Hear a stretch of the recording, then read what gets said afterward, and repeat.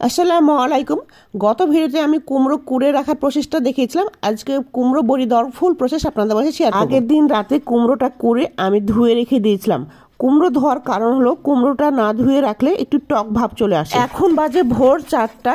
সকাল সকাল ওঠার কারণ হলো যাতে সূর্যের প্রথম আলোটা আমার কুমড়োতে পাই। যেহেতু ঢাকা আসার সময় হয়ে গেছিল, সময় ছিল মাত্র 2 দিন কুমড়ো শুকানোর জন্য। আটা মাখানোর জন্য কুড়ে রাখা কুমড়ো, আটা, লবণ, কালো জিরা নিয়ে নিয়েছি। কুড়ে রাখা কুমড়ো আর আটা, কালো জিরা দিয়ে আটা মাখানো হয়ে গিয়েছে। আমি এটা ডো তৈরি করে রেখে দিয়েছি। এই মেশানো কুমড়ো এবং আটা 2 থেকে আড়াই ঘন্টা ভালোভাবে ফেটিয়ে নিতে হবে। রং এখন বাদামি কালার আছে, ভালোভাবে ফেটানো হয়ে গেলে পুরোপুরি সাদা রং ধারণ করবে। তখনই বুঝতে হবে আমার কুমড়োর বড়ি দেওয়ার জন্য আটা পুরোপুরি প্রস্তুত হয়ে গেছে। কুমড়ো বড়ি দেওয়ার ফুল প্রসেসটা কিন্তু অনেক কষ্টের, কিন্তু খেতে ততটাই মজা। টমেটো, বেগুন, বড়ি অথবা ইলিশ মাছের সাথে কুমড়ো বড়ি ভেজে বড়ি ভর্তা, বড়ি সিদ্ধ করে বড়ি ভর্তা অনেক টেস্টি হয়। বড়ি দেওয়ার জন্য আমার আটা পুরোপুরি রেডি হয়েছে কিনা সেটা দেখার জন্য আমি বাটিতে অল্প পানি নিয়ে একটা বড়ির শেপ দিয়ে দেখছিলাম।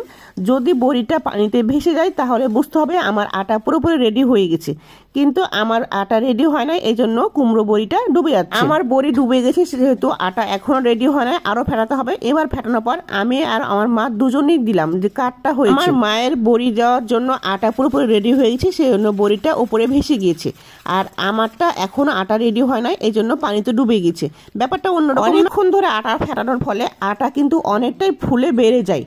আর যত আটা ফেটানো হবে বড়ি কিন্তু খুব দ্রুত সিদ্ধ হবে এবং সেই বড়িটা খেতে কিন্তু অনেক টেস্টি হবে। কুমড়ো বড়ি দিতে খুব ঝামেলা মনে করেন কিংবা বড়ি দেওয়া কখনো দেখেন নাই, তারা আমার এই বড়ি দেওয়ার ভিডিওটা দেখলে কিন্তু অনেকটাই আইডিয়া পেয়ে যাবে। আমাদের আটা পুরোপুরি রেডি হয়ে গেছে। ভোর বাজে এখন 6টা।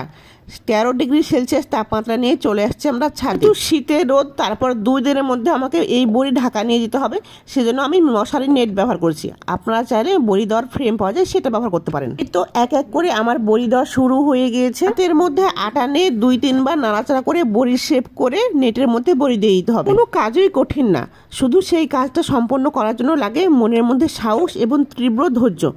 কুমড়ো বড়ি দেওয়ার অভিজ্ঞতা আমার কিন্তু খুব একটা নেই বললেই চলে। দেখুন, বড়ি খাওয়ার তীব্র ইচ্ছা এবং মনের মধ্যে সাহস সঞ্চয় করে বড়ি দিতে মাঠে নেমে পড়েছি। ব্যাপারটা অন্যরকম। শীতকাল আসলেই আমাদের অঞ্চলে পিঠা খাওয়ার পাশাপাশি কুমড়ো বড়ি দেওয়ার ধুম পড়ে যায়। আপনাদের এলাকায় কি সেটা হয়?